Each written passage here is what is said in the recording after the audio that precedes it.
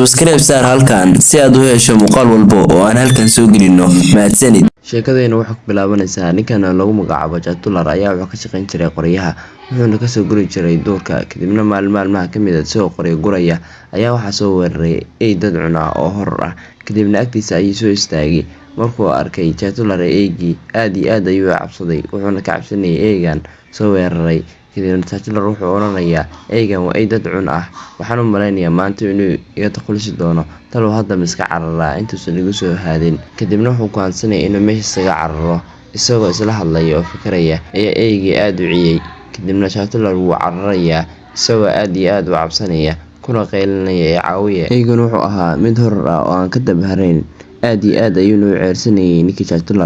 Jatular ahaa isagoo ordaya ayuu ku fayaa markuu dhulka ku dhacana aad iyo aad ayuu u cabsanaya isagoo ka cabsanaya meesha uu ka qaniini lahaa eegii hororka ahaa Jatularna aad iyo aad ayuu qeylinaya wuxuuna ku qeylinayaa fadlan caawiye oo iga qabta eegan dad cunka ah kadibna eegii ayaa soo gaaraya wuxuuna ka qaniinayaa markuu lugta ka qaniino aad iyo aad ayuu u qeylinayaa Jatular wuxuuna ku dhawaaqayaa iga qabta hororkan kadibna eegii wuu iska tagayaa inta dabadeed Jatular wuxuu soo gaarayaa xaafadiisa kadib markuu xaafadiisa yimaado xaaskiisa ayaa wuxuu ku oranaysaa aaw shaqadii maxaa kugu dhacay Jatularna wuxuu ku oranayaa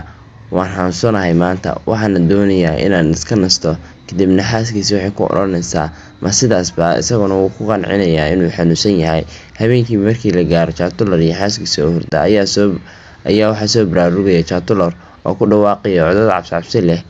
xaaskiisuna maysan dareensaneen kadibna codkii ayuu sii kordhinayaa isagoo aad u dhawaaqaya xaaskiisa ayaana hurdada ka kacaysa waxayna ku oranaysaa maxay codadkan aan maqlayo ma waxaan soo weeraray horor isaguna wuxuu ku oranayaa horor ma jireen naga seexo kadibna wax yar kadib Jatular wuxuu isku bedelayaa horor aad u weyn oo aad iyo aad u fool xun kadibna xaaskiisu markay aragto in ninkeedii si kadis isugu bedelay horor aad iyo aad ayuu cabsanaysaa waxayna go'aansanaysaa inay iskaga carto guriga kadibna si kadis ah ayay waxay uga boodaysaa sariirta waxayna u cararaysaa banaanka waxayna guriga korka uga xiraysaa Jatular kadibna Jatular wuxuu si xoog leh u garaacay albaabka isagoo dhahaya guriga iga fur kadibna wuxuu soo istaagayaa daaqada isagoo aad iyo aad u hanjabaya xaaskiisana wuxuu ku oranayaa maanta waan kaa takhalusaya oo dhiigaaga ayaa ii soo carfaya haddaadan meeshan iga furin waxaad ogaa inaan ku dili doono oo aan ku dhaafi doonin ogowna waxa maanta saa iga dhigaya waa eegii i qaniinay waxaan isku bedelay horor ogowna hadda waxaa ii soo carfaya dhiigaaga waxaana doonayaa inaan ku cuno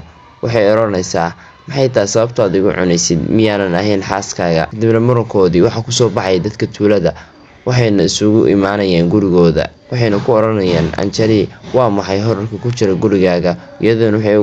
iyaduna waxay ku oranaysaa horor ma aha ee waa ninkaygii Jatular oo isku bedelay horor kadibna ninkii ayaa oranaya hadda waxaan ma ninkaygii Jatular baa Jatular wuxuu ahaa saaxiibkaygii aan ku lahaa tuulada waa ninkaygii oo horor noqday kadibna ninkii ayaa oranaya waa inaan iska dhicinaa waan dilnaa hadduu bahal noqday si uusan inooga cunin carruurtii annagaba noo cunin kadibna hororkii ayaa la hadlay dadkii tuulada wuxuuna ku oranayaa aniga waan idin dili doonaa dhammaantiin mana laga yaabo mid idinka mid ah haddii aad rabtaan inaad iga badbaadaan iga fura albaabka dadka tuuladu way tashanayaan waxaana hadlaya nin lagu magacaabo Jatular wuxuuna oranayaa waa inaan ka takhalusnaa ninkan si uusan inoo dilin caawo dhanna waa inaan soo qaadno qoryo dab ah si aan u ilaalino haddii kale magaalada ayuu baabi'in doonaa kadibna dadka tuulada waxay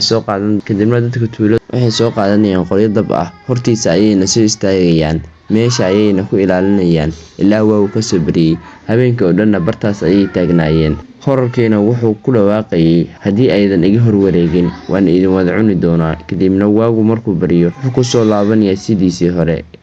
ee Jatular ahaa kadibna xaaskiisa ayaa u imaanaysa waxayna ku oranaysaa xalay waxaad isku bedeshay horor aad iyo aad u weyn waxaana noqotay bahal aad u fool xun dadka tuulada oo dhan aad iyo aad ayay kaaga cabsanayaan haddana waxay ku tashteen inay kaa takhalusaan isagu wuxuu ku oranayaa maxaad ka hadlaysaa maxay tahay waxaad sheegaysid iyaduna waxay ku oranaysaa xalay bahal ayaad noqotay